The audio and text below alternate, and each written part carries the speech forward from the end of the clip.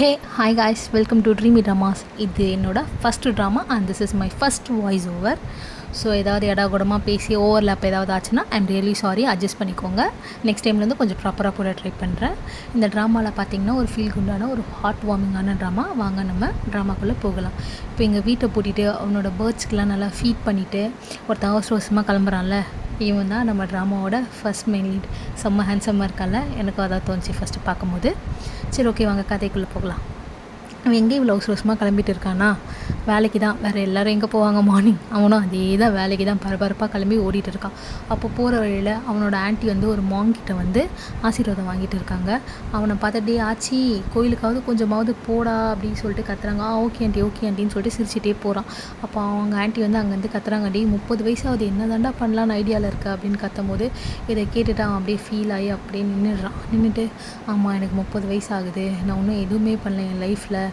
ஒரு பெர்மனண்ட்டான ஒரு ஹையர் ஜாப்லேயோ ஒரு ஹையர் கிரேட் போல் ஒரு வீடு கட்டல, எதுவுமே பண்ணவே இல்லை. நான் ஒன்றும் அப்படியே இருக்கேன். 30 வயசுன்றது ஒரு லைஃபோட மைல் ஸ்டோன். எல்லோரும் வந்து அவங்க லைஃப்பை வந்து கம்ப்ளீட் பண்ணி ஒரு நல்ல ஸ்டேஜில் இருப்பாங்க. நான் ஒன்றும் எதுவுமே பண்ணல, அதெல்லாம் நான் ஒன்றும் என் லைஃப்பில் எதுவுமே ஸ்டார்ட் பண்ணவே இல்லை. இதெல்லாம் எப்போ தான் நடக்கும் அப்படின்ற மாதிரி யோசிச்சுட்டே வந்து போட்டில் போயிட்டுருக்கும்போது ஒரு வெட்டிங் கப்பல் வந்து ஃபோட்டோ ஷூட் எடுத்துருக்காங்க. அதை பார்க்கும்போது இன்னும் ஃபீல் பண்ணுறேன், என் லைஃப்பில் நான் இன்னும் என்னோடய ட்ரூ லவ்வை கூட இன்னும் நான் கண்டுபிடிக்கலையே, இதெல்லாம் என் லைஃப்பில் எப்போ தான் நடக்குமோ அப்படின்ற மாதிரி ரொம்ப ஃபீல் பண்ணிகிட்டே இருக்கேன். ஏதாவது ஒரு மேஜிக் நடந்தால் தான் என் ட்ரூ லவ் கூட என் லைஃப்பில் வரும் போல் அப்படின்ற மாதிரி யோசிச்சுட்டே போகிறான். போயிட்டு அவனோட ஆஃபீஸ் போய் ரீச் ஆகிட்டு லிஃப்ட்டில் போயிட்டுருக்கான் ஆஃபீஸ் போகிறதுக்கு. அந்த ஃப்ளோர் வந்தோடனே இறங்குறதுக்காக வெளியே வரான். இப்போ அந்த லிஃப்ட்டு கதவில் நல்லா மாட்டி இடித்து அதுக்கப்புறமேட்டு வெளியே வந்து பார்த்தா ஆஃபீஸில் எல்லோரும் பரபரப்பாக எல்லோரும் ஓடிட்டு இருக்காங்க. அதை பார்த்துட்டே இவன் சைலண்ட்டாக காமன் கம்போஸ்ட்டாக போய்ட்டு அவனோட சீட்டில் போய் உட்காரான். அப்போ அவனோட மேனேஜர் வந்து ராக்குன்னு ஒரு பையனை வந்து இன்ட்ரோ கொடுக்குறாங்க. அவன் வந்து இந்த கம்பெனியில் நியூ எம்ப்ளாயி, இன்னும் அவனுக்கு எதுவுமே வந்து நம்ம வந்து அலாட் பண்ணல, நீ என்னென்னு கொஞ்சம் பார்த்துக்கோ ஆச்சு அப்படின்ற மாதிரி சொல்லிட்டு போகிறாங்க. இவன் ராக் உடனே ஆச்சிக்கு ஐஸ் வைக்க ஆரம்பிச்சிடுறான். ஆச்சு, நீங்கள் இந்த கம்பெனியில் ரொம்ப வருஷமாக ஒர்க் பண்ணுறீங்க, நீங்கள் வந்து கிரேட்டு, நீங்கள் வந்து இப்படி இருக்கீங்க, நல்லா ஜாப் பொசிஷனில் இருப்பீங்க அப்படி இப்படி சொல்கிறான். ஆச்சு அதெல்லாம் ஒன்றும் இல்லைப்பா, நான் சாதாரண அட்மினில் தான் ஒர்க் பண்ணுறேன். ஆமாம், இங்கே என்ன நடக்குது அப்படி சொல்கிறான். கேட்குறான். இங்கே வந்து best employee of the year award கொடுக்குறாங்க. நம்ம கம்பெனியை வந்து ஒரு 2-3 கம்பெனி கூட கொலாபரேட் பண்ணியிருக்காங்க, அதுக்கான ஒரு சின்ன செரிமனி மாதிரி நடக்குது அப்படிமா. சரி, ஓகே, வாங்க போய் பார்க்கலான்னு சொல்லிட்டு அவங்க 2 பேரும் போகிறாங்க. அங்கே கரண் அப்படின்ற ஒருத்தனுக்கு தான் வந்து அவார்ட் கொடுக்குறாங்க. அவன் தான் நம்ம ட்ராமாவோட செகண்ட் மெயின். இவனும் செம்ம ஹேண்ட்ஸமாக இருக்காங்க. இங்கேருந்து தாண்டா பிடிக்கிறீங்க ஆளுங்களை, எல்லோரும் செம்ம ஹேண்ட்ஸமாக க்யூட்டாக எடுத்து போடுறீங்க அப்படி. ஆமாம்ல, கரெக்ட் தானே? சரி வாங்க, சைட் அடிச்சது போதும், கதைக்குள்ளே போகலாம். இப்போ ஆச்சி வந்து கரனை பார்த்துட்டே யோசிக்கிறான். இவனும் நானும் ஒன்றா தான் இந்த கம்பெனியில் ஜாயின் பண்ணோம் 7 வருஷத்துக்கு முன்னாடி. ஆனால் என் வளர்ந்து வந்து ஒரு ஸ்டேஜுக்கு போயிட்டான், நான் ஒன்றும் அங்கேயே தான் நிற்கிறேன் அப்படின்ற மாதிரி யோசிக்கிறான். 7 இயர்ஸ் முன்னாடி என்ன நடந்தது அப்படின்றது 7 இயர்ஸ் கேப்பில் நம்மளுக்கு காமிப்பாங்க.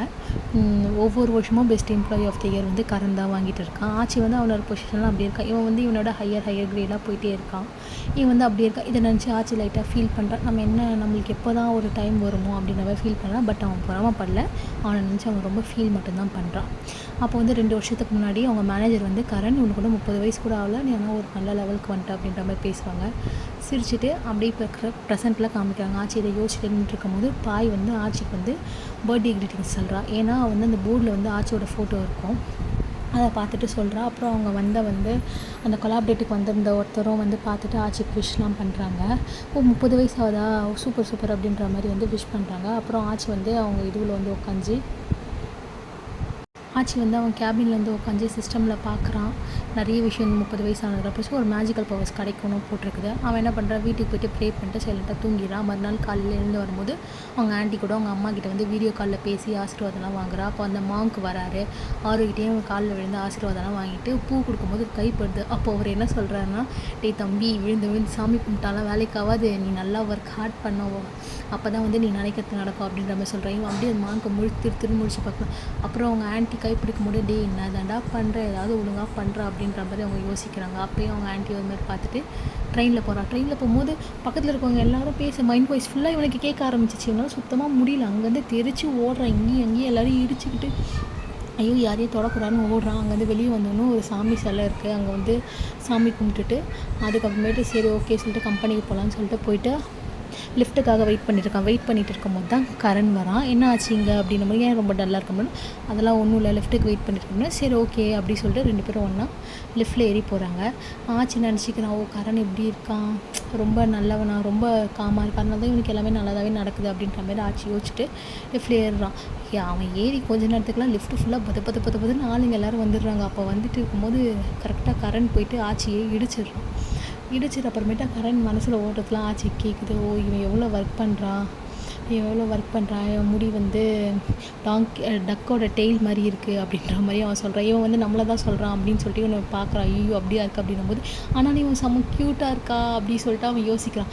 ஐயோ நம்ம இல்லையே யார், கரண்ட்க்கு வந்து இங்கே ஏதோ ஒரு க்ரஷ் இருக்க போல் அதுன்ற மாதிரி யோசிக்கிறான். அப்புறம் லிஃப்ட் வந்து ஒரு ஜர்க் ஆகும்போது கரண்ட் போயிட்டு ஆச்சி மேலே விழுந்துருவான். அப்போ வந்து ஆச்சி உன்னை இவ்வளோ கிட்ட பார்க்கும்போது நீ எவ்வளோ க்யூட்டாக தெரியுமா இருக்க, ஆச்சி செம்மையாக இருக்கா ஆச்சி அப்படின்னு சொல்கிறான். ஆச்சிக்கு அப்படியே தூக்கி வர இப்போ என்னது கரண்டோட க்ரஷ் நம்மள, அதனால நம்பவே முடியல. அங்கேருந்து தெரிச்சு ஓடி வந்து கேபினில் உட்காந்து யோசிச்சுட்டே இருக்கான். அப்புறம் ஆச்சி உக்காந்துட்டு உண்மையிலேயே அவங்க மனசில் நினைக்கிறதுலாம் நம்மளுக்கு கேட்குதா இல்லை கனவு தானா அப்படின்ற மாதிரி யோசிச்சா. நீ தான் ஒரு வெப்சைட்டில் போய் பார்த்தாலும் 30 வயசான பவர்ஸ் கிடைக்கும் அப்படின்னு சொல்லிட்டு அதை போய் செக் பண்ணியிருப்பார். ராக் வந்து உடனே கூட பேசிட்டு அவனை தொல்லை பண்ணிகிட்டே இருப்பான். அப்போது வந்து அவங்க மேனேஜர் வந்து ஆச்சியை முறைச்சி பார்த்துட்டு ஒரு ஷீட் ஒன்று கொடுத்துருப்பாங்க. இதை பார்த்தோன்னா ராக்கு மிரண்டுறா. ஐயோ என்னடா இந்த கம்பெனியில் என்னடா இப்படி வியர்டாக பண்ணிகிட்டு இருக்கீங்க அப்படின்ட்டு. அதை ஓப்பன் பண்ணி பார்த்தா வேலையெல்லாம் முடிஞ்சோடனே சேஃப் ஹவுஸ்க்கு வா அப்படின்ற மாதிரி எழுதியிருக்கும். இவன் பார்த்துட்டு ஐயோயோ காலத்தில் ராக் பார்த்துட்டு அதை காலத்தில் இந்த ஆஃபீஸில் நம்ம எப்படி தான் வேலை செய்கிற போகிறோமோ அப்படின்ற மாதிரி செம்மையாக பயந்துட்டு ஒரு மாதிரி உட்காந்துருப்பான். அதுக்கப்புறமேட்டு ஆச்சி வந்து தயங்கிட்டே வந்து பயந்து அந்த ரூமுக்கு போவான். ரூமுக்கு ஓப்பன் பண்ணி போகும்போது இங்கே ஃபுல்லாக பாக்ஸ் அடிக்க வச்சுருப்பாங்க.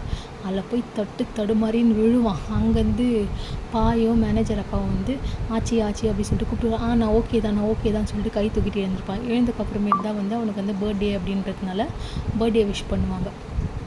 பர்த்டே விஷ் பண்ணிட்டு பாப்பா ஹாப்பி பர்த்டே பாடிட்டே வருவாங்க. அப்புறம் இவன் வந்து ஊதினோடனே மேனேஜர் வந்து இவனை வந்து தொடுவாங்க. ஆச்சி நீ என்னோடய பையன் மாதிரி, நீ வந்து ரொம்ப ஹாப்பியாக ரொம்ப லாங் லைஃபாக ரொம்ப நல்லா இருக்கணும் அப்படின்ற மாதிரி அவங்க மனசில் நினைப்பாங்க. இவங்க வந்து அப்படியே மேனேஜருக்கு மூஞ்சி போவாங்களே, டே என்னடா பார்க்குற அப்படின்ற மாதிரி அவங்க கேட்பாங்க.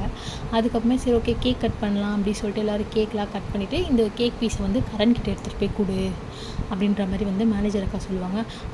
ஓகே அப்படின்ற மாதிரி வந்து அவனை வந்து கேக் எடுத்துகிட்டு போகும்போதே அவனுக்கு ஒரே தயக்கமாக இருக்கும். எடுத்துகிட்டு போகலாமா, என்ன நினைப்பானோ, கைப்பட்ட என்ன நினைக்குமோ அப்படின்ற மாதிரி ஒரு கன்ஃபியூஷன்லேயே வந்து சரி ஓகே கரண்ட்க்கு எடுத்துகிட்டு போய் கொடுக்கலாம் அப்படின்ற மாதிரி கேக் எடுத்துகிட்டு போயிட்டு கரண்ட்டை கொடுப்பான். கூப்பிடுவான் ஃபஸ்ட்டு கரண் இதுமாரி வந்து என்னோடய பர்த்டே கேக் எடுத்துக்கோ அப்படின்ற மாதிரி ஆச்சி வந்து கூப்பிடுவான். கரண் இன்னைக்கு உன்னோட பர்த்டேவா, ஓகே ஆச்சி அப்படின்ற மாதிரி கொடுப்பான். அப்புறம் கரண் வந்து ஆச்சி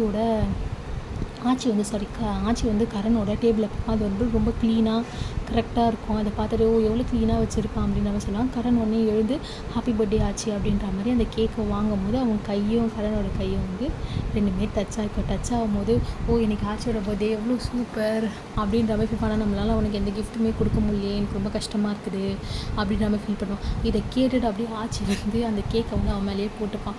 ஆச்சி நீ இவ்வளோ க்ளம்ஸியாக இருந்தாலும் எவ்வளோ க்யூட்டாக இருக்க அப்படின்ற மாதிரி அவன் யோசிப்பான். ஆனால் அவன் யோசிக்கிறது எல்லாம் மைண்டில் தான் இருக்கும். அவன் ஃபேஸில் சுத்தமாக எக்ஸ்ப்ரெஷனே இருக்காது, நார்மலாக இருக்க மாதிரி இருப்பான். ஆச்சு அப்படியே பார்த்துட்டு மிரண்டுட்டு அப்படியே போவான்.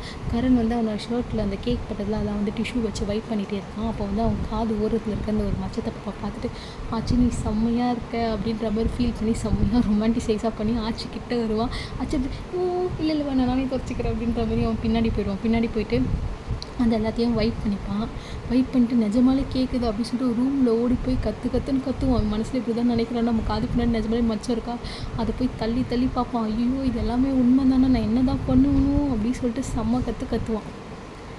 சரி ஓகே இதை பற்றி யார்கிட்டையாவது சொல்லணுமே அப்படின்ற மாதிரி யோசிச்சு சரி ஓகே நம்ம ஃப்ரெண்டு ஜின்டாவுக்கு அப்போலாம் வந்து ஒரு ரைட்டர், அவனுக்கு அது வந்து சாப்பாடு வாங்கி கொடுத்து நம்ம வந்து பேசலாம் பர்த்டேயில். சரி ஓகே ஃப்ரெண்டுக்கிட்டையாவது போய்ட்டு சொல்லலாம் அப்படின்ற மாதிரி நினச்சிட்டே இருப்பான். அதை வெளியேருந்து அவன் கத்துற சவுண்டை கேட்டு ராக்கு மிரண்டு அடிச்சுன்னு அப்படியே தெரிச்சு ஓடுவான். இப்போ வந்து ஆச்சியும் அவன் ஃப்ரெண்டும் போயிட்டு சரி ஓகே நம்ம டின்னர் போய் சாப்பிட்லான்னு சொல்லிட்டு ஜின்டா கூட போய்ட்டு அவன் நைட்டு போய்ட்டு டின்னர் சாப்பிட்டுட்டு இருப்பான். ஆச்சி என்ன சொல்லுவான்னா, ஜின்டா நான் மாரி உங்ககிட்ட ஒரு விஷயம் சொல்கிறேன், தயவு செஞ்சு வந்து பயந்துடாது, இதுமாரி வந்து எனக்கு எல்லோரும் மனசில் நினைக்கிறது கேட்குது அப்படி சொல்லிட்டு சொல்லுவான். நிஜமாலே வாடா சூப்பரா அப்படி சொல்லிட்டு ஜின்டா என்கரேஜ் பண்ணான். அது மட்டும் இல்லைடா, இதுமாரி வந்து எங்கள் ஆஃபீஸ்லேயே இருக்க கரண்ட்ற ஒரு செம்ம ஹேண்ட்ஸமாக இருக்க எனக்கு என்ன பிடிச்சிருக்கேன், அவனோட க்ரஷ் அப்படின்ற மாதிரி சொல்லுவான். கேட்டோன்னே டேய் என்னடா சொல்கிற அப்படின்னு, டே நிஜமாலே தான்டா அவன் மனசில் நினச்சான்டா, நான் கேட்டேன்டா அப்படின்னு சொன்னேன். அப்படியா சரி ஓகேடா அப்படின்னா, டே நீ நம்பலையாடா அப்படின்னா, சரி இல்லைடா நான் நம்புறேன்டா உடனே நம்பாமல் இருப்பேனாடா அப்படி சொல்லுவான். அதுக்கப்புறம் 2 பேரும் ஒரு சிக்கனுக்கும் எக்குக்கும் 2 பேரும் சண்டை போடுவாங்க. அந்த கடைக்காரன் நான் வந்து பார்த்துட்டு, டே என்னடா குழந்தைங்க மாதிரி உட்காந்து அடிச்சிட்டு கம்முனி சாப்பிட்டு ஏந்து போங்கடா அப்படின்ற மாதிரி மிரட்டுவார். அதுக்கப்புறமேட்டு வந்து ஆச்சி வந்து கேட்பான், ஜின்டா பெரிய லவ் குரு அப்படின்ற மாதிரி வந்து கேட்பான். டே நான் என்ன தான்டா பண்ணுறது, கரண் வந்து என்ன க்ரஷ் அதுமாரி இருக்கான் அப்படி சொல்லிட்டு நினச்சிட்டு இருக்கான். சரி விடுறா அவனே உன்னை பற்றி தெரிஞ்சு போயிடுவான்டா அப்படின்ற மாதிரி அவன் கலாய்ப்பாண்டி. என்னடா சொல்கிற அப்படின்னு, சரி விடுறா உனக்கு கேட்குதுல, சரி அப்போது என்ன கேட்குதுன்னு சொல்லிட்டு அவன் கூட இருந்து பாடுறா அப்படின்ற மாதிரி சொல்லுவான். அப்போ என்ன அவனா ஆச்சி வந்து ஜின்டா கைப்பிடிப்பான். நம்மளுக்கே ஒரு பார்ட்னர் கூட இல்லை, இது தெரியாமல் இவனை நம்ம லவ் குரு மாதிரி நம்மளை வந்து கேட்டுட்டு இருக்கானே அப்படின்ற மாதிரி ஜின்டா நினைப்பான். அப்புறம் இதை கேட்டுட்டு ஆச்சி கம்முன்னு சரி ஓகே சாப்பிட்றா அப்படி சொல்லிட்டு கம்முன்னு 2 பேரும் சாப்பிடுவாங்க. சாப்பிட்டுட்டு பில் பே பண்ணிட்டு 2 பேரும் கிளம்புவாங்க. ஆச்சி ஜின்டாவும் 2 பேரும் கிளம்பிடுவாங்க. இப்போ ஜின்டா போயிட்டே இருக்கும்போது வழியில் வந்து ஒரு பூனைக்குட்டியை பார்ப்பான். பார்த்துட்டு அவனுக்கு அதுக்கு வந்து கொஞ்சம் என்ன பூனைக்குட்டிங்க என்ன பண்ணுற சொல்லிட்டு கொஞ்சம் சாப்பாடெலாம் கொஞ்சம் ஃபீட் பண்ணுவான். ஃபீட் பண்ணிவிட்டு இவன் போகும்போது அந்த பூனைக்குட்டி என்ன பண்ணுன்னா அவன் பின்னாடியே வரும். நீ வரக்கூடாது சொல்கிறல்ல, நீ வரக்கூடாது அப்படின்ற மாதிரி அவன் ஜின்டா மிரட்டும். அது பின்னாடியே வருமா. அதுக்கப்புறம் என்ன பண்ணுறது தெரியாமல் அவன் வந்து ஜின்டா வந்து அந்த பூனைக்குட்டி வந்து அவனே தூக்கிட்டு போயிடுவான். அப்புறமேட்டு அவன் போனது கொஞ்சம் நேரம் கழித்து ஒரு டெலிவரி பாய் வந்துட்டு மியாவ் நீ எங்கே இருக்க அப்படி சொல்லிட்டு அவன் வந்து கத்திகிட்டே இருப்பான். அப்புறம் வந்து அந்த பூனைக்குட்டி இல்லைன்னு தெரிஞ்சோ சரி ஓகே யாராவது எடுத்துகிட்டு போயிருப்பாங்க, யாருக்கு அந்த நல்ல மனுஷன் தெரில, அவங்க யாராவது எடுத்துகிட்டு போய் வளர்ப்பாங்க, ரொம்ப நல்லவங்களாக தான் இருப்பாங்க அப்படின்ற மாதிரி யோசிச்சுட்டு அந்த டெலிவரி பையனும் போயிட்டு அப்புறமேட்டு வந்து நம்ம இப்போ அடுத்த சீன் வந்து மாச்சியோட ஆஃபீஸில் கட்டுவாங்க. எல்லோரும் உட்காந்து டீ டின்னர் மாதிரி சாப்பிட்டுட்டு இருப்பாங்க. அப்போ வந்து ராக் எல்லோரும் போட்டு செம்மையாக மிரட்டிட்டு இருப்பாங்க. இதுமாரி வந்து எங்கள் கம்பெனியில் வந்து யாருமே வந்து கேர்ள் ஃப்ரெண்ட்ஸ் வச்சுருக்கக்கூடாது, ரிலேஷன்ஷிப்பில் இருக்கக்கூடாது, இதெல்லாம் வந்து கம்பெனி ரூல்ஸ்க்கு அகெயின்ஸ்ட்டு அப்படின்ற மாதிரி எல்லாருமே வந்து சொல்லிகிட்டே இருப்பாங்க. ராக் வந்து என்ன சொல்கிறீங்க, ஆமாம் எனக்கு ஈவினிங் வந்து உனக்கு ட்ரீட் கொடுக்கணும், வந்து எல்லாம் கம்பெனி டின்னர் போகணும் அப்படின்ற மாதிரி எல்லோரும் பேசிகிட்டே இருப்பாங்க. சீரியஸாக சொல்கிறீங்களா, எனக்கு ரொம்ப பயமாக இருக்குது. எல்லோரும் பயங்கரமாக ராக்கை பயமுறுத்துவாங்க. பாயெல்லாம் பயங்கரமாக வச்சு செய்வார் ராக்கை. ஆமாம் இங்கே யாருமே ரிலேஷன்ஷிப் இருக்கக்கூடாது அப்படின்னு தான் பாஸ்க்கு பிடிக்காது, வந்து கம்பெனியோட க்ரோத் குறையன்னு சொல்லிட்டு எல்லாருமே இது பண்ணுவாங்க அப்படின்ற மாதிரி ராக்கை வச்சு மிரட்டுவாங்க. அப்போ வந்து ஆச்சி கை வந்து ராக் நினைப்புனா ஐயோ இந்த விஷயம் என் கேர்ள் ஃப்ரெண்டுக்கு தெரிஞ்சால் என்ன பிரேக்கப் பண்ணிட்டு போயிடுவாளே அப்படின்ற மாதிரி ராக் அப்படியே பயந்துட்டு உட்காந்துருக்கு. ஆச்சியில் இதான் விஷயமா அப்படின்னு சொல்லிட்டு கம்முன்னு சிரிச்சிட்டு விட்டுருவான். அதுக்கப்புறமே ஈவினிங் வந்து என் கேர்ள் ஃப்ரெண்ட் கூட மீட்டிங் இருக்கிறதுனால ஆச்சி என்ன பண்ணுவான், இந்த வேலையை மட்டும் நீங்கள் கொஞ்சம் பார்த்துக்கோங்க ஆச்சி. கேர்ள் ஃப்ரெண்ட் கூட மீட்டிங்னு சொல்ல மாட்டான், சொல்லாமல் இது மட்டும் நீங்கள் கொஞ்சம் பார்த்துக்கோங்க ப்ளீஸ் அப்படின்ற மாதிரி ஆச்சிக்கிட்ட சொல்லிவிட்டு அவன் வந்து இது பண்ணுவான், போயிடுவான். அப்புறம் என்ன பண்ணுவாங்கன்னா மேனேஜருக்கு வந்து மணி 5 ஆச்சு இன்னும் இந்த பாஸ் கிளம்பாமல் இங்கேயே சுற்றிட்டே இருக்காரு, இவர் எப்போ தான் கிளம்புறோம், நம்ம எப்போ தான் வீட்டுக்கு போகிறோம், மழை வேறு வரா மாதிரி இருக்குன்னு சொல்லிட்டு அப்படியே போயிட்டே இருப்பாங்க.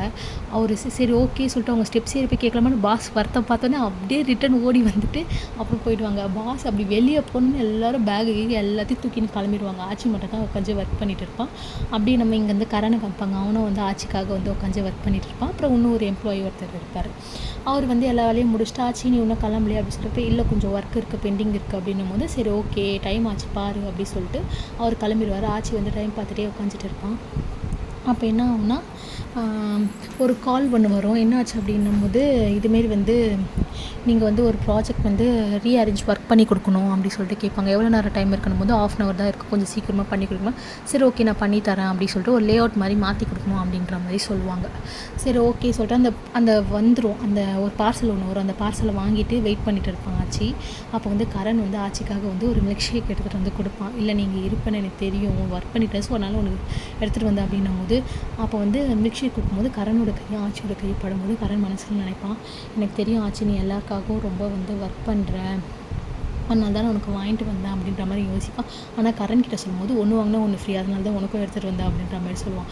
உனக்கு ரொம்ப பசிக்கும் அப்படின்ற மாதிரி தான் நான் எடுத்துகிட்டு வந்தேன் அப்படின்னு சொல்லுவான். ஆச்சி வந்து கரண் வந்து நம்மளுக்காக யோசிச்சு இவ்வளோ பண்ணுறான் அப்படின்னு சொல்லிட்டு அந்த மில்க் ஷேக்கை வாங்கிட்டு குடிப்பான். அப்புறம் வந்து கரண் சொல்லுவான், சரி நானும் உனக்கு ஹெல்ப் பண்ணுறேன், உனக்கு தெரியாதா இந்த லே அவுட் ரொம்ப நல்லா இருக்குன்னு எல்லாரும் சொன்னாங்க, நீ தானே ஆச்சி பண்ண அப்படின்னும் போது ஆமாம் உங்ககிட்ட ராக் சொல்லலையா அப்படின்னு சொல்லிட்டு கரண் இப்போ இல்லை அவன் சொல்லலை, நியூ எம்ப்ளாயில் அவனுக்கு எதுவும் தெரியாது அப்படின்னு சொல்லி சரி ஓகே நம்ம வந்து இந்த வேலையை பார்த்துடலாம் அப்படின்னு சொல்லிட்டு 2 பேரும் சேர்ந்து இந்த வேலையை முடிச்சுட்டு சரி ஓகே கிளம்பலான்னு சொல்லிட்டு 2 பேரும் கிளம்புவாங்க.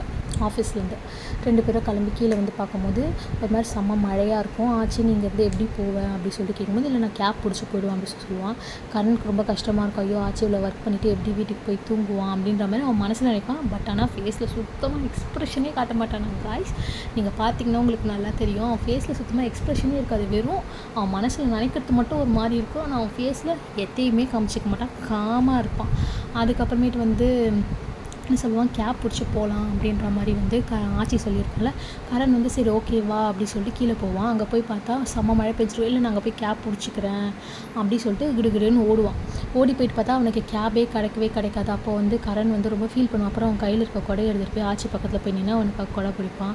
உனக்கு கேபே வரல, நீ எப்படி ஆச்சி போவ அப்படின்னு சொல்லிட்டு இல்லை நான் போய்ப்பேன் அப்படின்னும் போது அப்போ வந்து கரனோட ஷோல்டரும் ஆச்சியோட ஷோல்டரும் வந்து டச் ஆகும்போது கரண் நினைப்பான், இவ்வளோ டயர்டாக இருக்கான், இவன் வீட்டுக்கு போயிட்டு எப்போ வந்து ஷவர் பண்ணிட்டு எப்போ தூங்குவான், எனக்கு எவ்வளோ கஷ்டமாக இருக்கும் அப்படின்ற மாதிரி வந்து ஆச்சி வந்து கரண் வந்து யோசிப்பான். அதுக்கப்புறமேட்டு வந்து கரண் வந்து கேட்பான், இங்கே என் வீடு பக்கத்தில் தான் இருக்குது, நீ வந்து என் கொண்டோவில் வந்து ஸ்டே பண்ணிக்கோ அப்படின்ற மாதிரி சொல்லுவான்.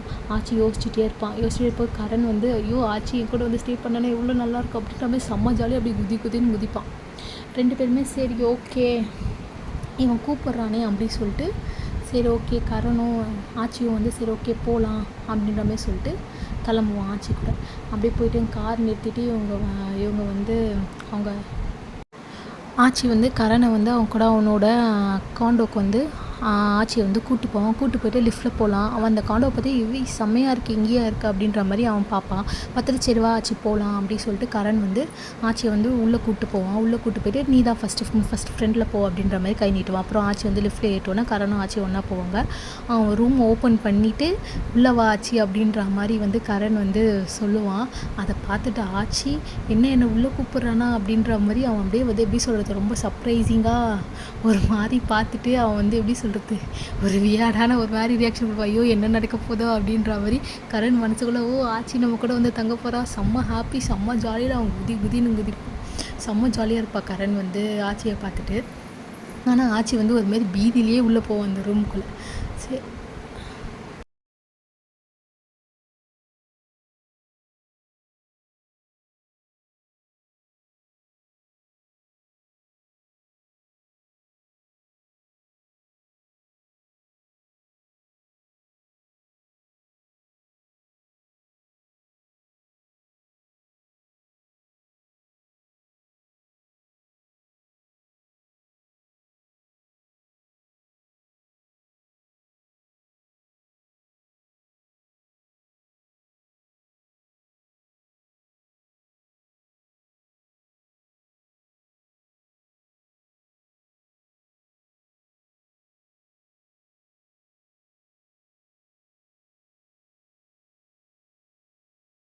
இதோட இந்த ட்ராமாவோட ஃபஸ்ட் பார்ட் முடியுது. நெக்ஸ்ட் பார்ட் வந்து நாளைக்கு ஈவினிங் அப்லோட் ஆகும். மறக்காமல் பாருங்கள். எல்லோரும் சப்ஸ்கிரைப் பண்ணிடுங்க. பெல் பட்டனை மறக்காமல் கிளிக் பண்ணுங்கள். அப்படியே லைக்கும் பண்ணுறேங்க. தேங்க்யூ காய்ஸ், பாய்.